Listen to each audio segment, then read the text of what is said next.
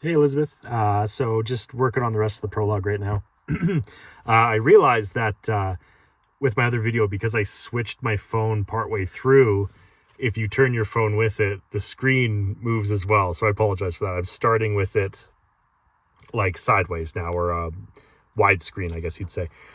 I'm actually in the middle of nowhere. Justice and Jared are up there shooting the pellet guns. I bought them for Passover, and I am editing your stuff here in the car. So let's start at the top here. So, okay, charge, Dusty bellowed. I'm kind of like reading this on my phone, so it's a little weird. Or maybe I can go like above. Yeah, we'll do that. Charge, Dusty bellowed, his voice carrying like thunder. One thing, I have repetition down here. Uh, there's a couple of examples actually here where you want to try avoiding not only repetition in like adjectives or the same words that could be in like an adjective that's also in like similes and metaphors you're using, but also just like distinguished unique words. It's yeah, people tend to not like reading that. It seems more fresh, and there's a concept we use in art called suspension of disbelief. That's when you're sucked into the art and you kind of forget that you are yourself, and you know, watching a piece of art, you're really buying into it. And so repetition of words kind of kills our suspension of disbelief, because it reminds us that, you know, we're reading a work, or, you know, we're watching something or listening to something. So one of those here is amid the chaos. Amid the chaos is used at the beginning of the prologue right there. So yeah, I would definitely recommend shaking it up a little bit, trying to figure out something else to put there. So from reader perspective, so we have the scene that I really like where, let's see, Dusty bellowed, and oh yeah, so Almond sees her sister get killed. What I, the reader, was a little unsure about was, so she glanced at her little sister Spark. She's prancing nearby, her laughter ringing through the air and untainted by the looming darkness. So why is like a child, I guess, near the war, and why is she like prancing and laughing, right? So if you're gonna have that, like, you kind of need a reason as to why that would be happening, because, you know, obviously in the middle of a horrible war, you're not going to have children like laughing and dancing you know, right next to the battle. And yeah, that's something that, you know, people stumble into in writing all the time, because they have an idea about a character, and you're like, in this case, you're trying to kind of show her juvenility and her innocence, and but yeah, again, kind of like logical errors and whatnot in writing it, you have to make it all sort of fluid for the reader, and make it make sense. So we continue. I think that this yeah, this was all good here. The only thing, so I talked to you about this already. Formatting with the dialogue. So you kind of have this thing going here where it's like every paragraph is like short dialogue, then like descriptions and narration, and you do that. And like I said, we'll kind of show you how to do that eventually. I can't really do that here on paper. It's something to do more on a computer.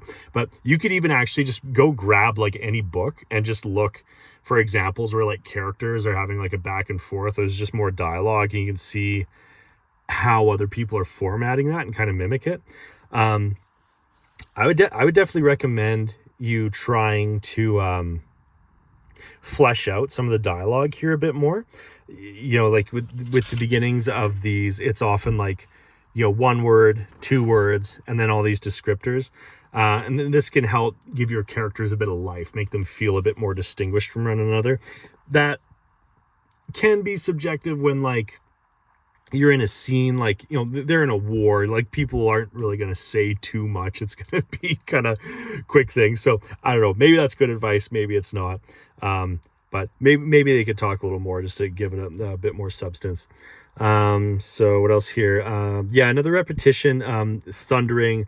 We see thunder quite a bit, like thunderous, I think like 3 times in the last 2 pages. So You can use thesaurus.com. I use that a lot when I'm trying to write. You can also buy a thesaurus. I like writing pen and paper before I really like start doing like good copies on a computer. So having like a physical thesaurus is really nice. Nothing really beats thesaurus.com though. Just the amount of options you get for whatever word you put in is just like huge compared to a normal thesaurus. So yeah, and I don't know, if you're primarily writing on computer, then I absolutely recommend you just keep it open in a tab the entire time you're writing. So this line here, she was met with the wrath of the Titan. This kind of jumped out at me. It kind of felt like it came out of nowhere. I'm not sure if that's like a title or it's meant to be an adjective, because we had that scene with him before. And I would like, if that's his title or something, I would introduce with that rather than just like throwing it in after, especially if there isn't like some reason to describe it here. Funnily enough, I just had a horse trailer go right by me, and I actually just ran to a family that was riding horses. But anyway, okay, Stallion had the stuff shattered. Okay, so on this, so go now, Cinder cried, her fiery determination unwavering despite the chaos. A flash of light consumed her. As the reader, I don't know what this is. There's no pretext or anything to tell me what that is. I assumed maybe it's like some kind of power that the stallion has, but I don't know. It's a bit too mysterious, so I'm unsure as to what it is. This paragraph here, another reputation to malt. That's a very, very specific word, right? It really stands out when it's used, and it was used very recently. Sometimes I see pro authors kind of doing this, but once again, I don't really recommend it because, again, that suspension of disbelief, it's very noticeable when like super specific words like that are used in repetition. This paragraph here, then came the final blow, a strike that rendered her mother motionless, a vibrant spirit crushed beneath the weight of betrayal. This sort of surprised me because in this paragraph here, it seemed like the mother died here. And so you may want to rework what this says. Maybe she's dying here and you intended for her to like finally die here. But the way this was worded, I thought she was dead. And then I found out she's actually dying here. So I'd maybe change the English here a little bit so that it's like, I don't know, she's laying there like dying, not like literally dead, however you want to describe that poetically. So it says beneath the weight of betrayal. That also kind of jumped out of nowhere at me because like I see there's like a war established right in the first page, kin cursed by hatred and whatnot, but there was no setup really to explain why this assault was a betrayal. Like I thought, these were just the dark evil kin and they're at war with I guess the normal horses and the Pegasus type horses that are allied with them, I guess. And then down here, each step echoing the echoes. I would recommend changing that to something like each step reverberating the echoes of what had once been, or like repeating the echoes, something like that. I would just avoid echoing the echoes. And then, we had this little bit here. And so I guess that's the end of the prologue, and I'm going to stop here for now. The only thing I would say generally about this is, besides the things I addressed, I'm not sure how much I want to hammer on this because you're a 13-year-old girl writing, right? So like, I don't want to give you like, brutal, like adult level critique and whatnot. But you said you kind of wanted to try to aim for more of an adult audience. So, I would maybe recommend dialing, and actually I said this too, maybe like dialing back the similes and the metaphors a little bit. You'll notice in like more seasoned, mature pro writing, they're pretty conservative about like really poetic metaphors and similes, and they'll choose a really punchy one and kind of lay it in here and there. And it's pretty thick in here. There's a lot of very poetic description, which I do kind of like, but like I said to you in the hotel, for a reader, it can be a bit cumbersome when like, these things are happening like over and over and over again, instead of something that's a bit more sparse. And sometimes sparse is good for poetic reasons in and of itself, like especially if something's supposed to like denote like despair or something that's forlorn or something. Sparse wording can help sort of accentuate that feeling. So yeah, the similes, metaphors, adjectives.